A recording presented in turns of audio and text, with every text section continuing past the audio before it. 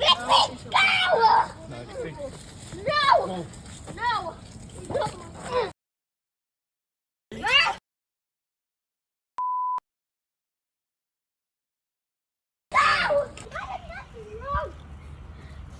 We know you haven't done anything wrong. That's not correct. You have to back to the place then, all right? No thanks! Why not? Why do you not want to talk to I me? don't want to go! You gotta go back to the place then, which is not here. Okay? You can either travel in the 4-wheel drive, or you have to go with the police. Stand I'm not moving. Let me go. I said no thanks. I have here. all What choice the you getting? right. That's how you're traveling. I had the right all to stay here. It's not about you. It's up to me if I want to stay there. Unfortunately, that's not the case. You're just stepping in. I am not stepping in. Well, it's okay. No, no, no, no, no, no, no. Let me go. Let me go. No, I am not going back. I am not going back. Let me go. Let me go. Let me go. Step over there. So, Christine, tell me about this video. How long have you had it in your hands, and what did you think when you first saw it? Well, I've had the video for a couple of days, and when I first saw the video, to be honest, I was quite shaken.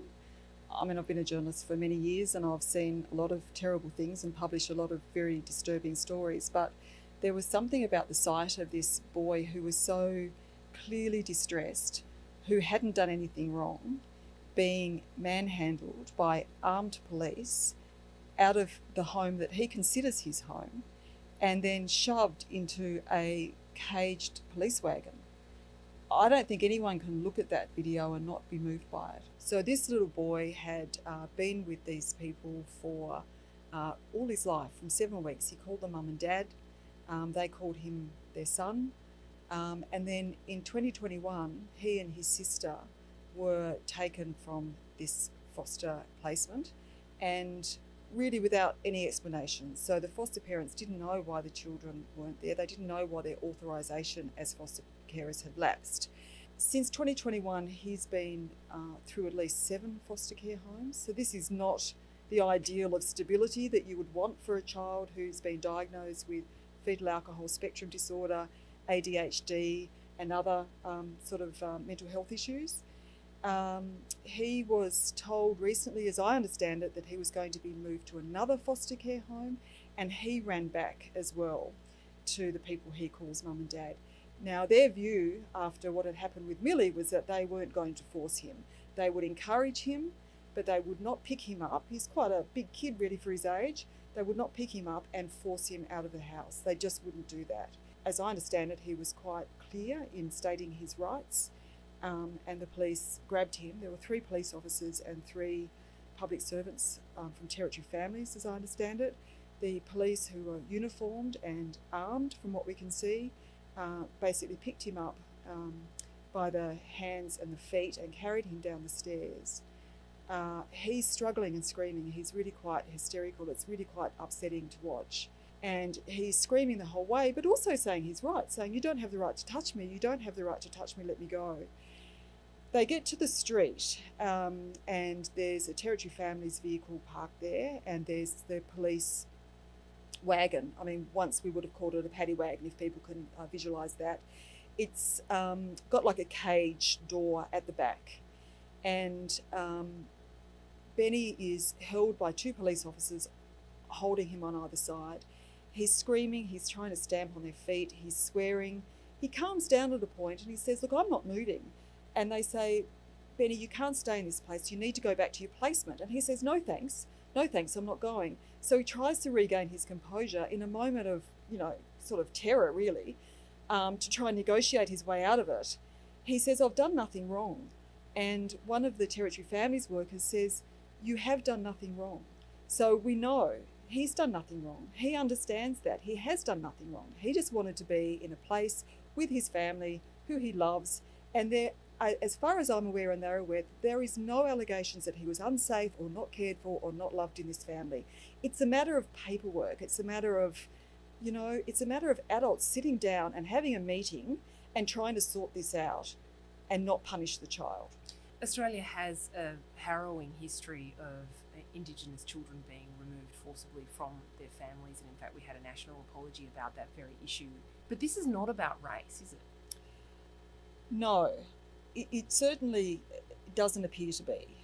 There might be aspects of it. Certainly there is still great discomfort with Indigenous people or Indigenous children being fostered by white people. That is still a really hot button issue in child protection circles. In fact, we have an Aboriginal placement principle which says that really Aboriginal children should not be placed, you know, outside of Aboriginal communities. And there are people within the Aboriginal communities and in the whole child protection system who say it should never happen. The reality is that it's sometimes very difficult to find foster carers for Aboriginal kids who are overrepresented in the childcare system, and there's a whole background about how we should be supporting families so that doesn't happen in the first place. But in this case, it was clear that the children couldn't remain, and so they did go to the white carers.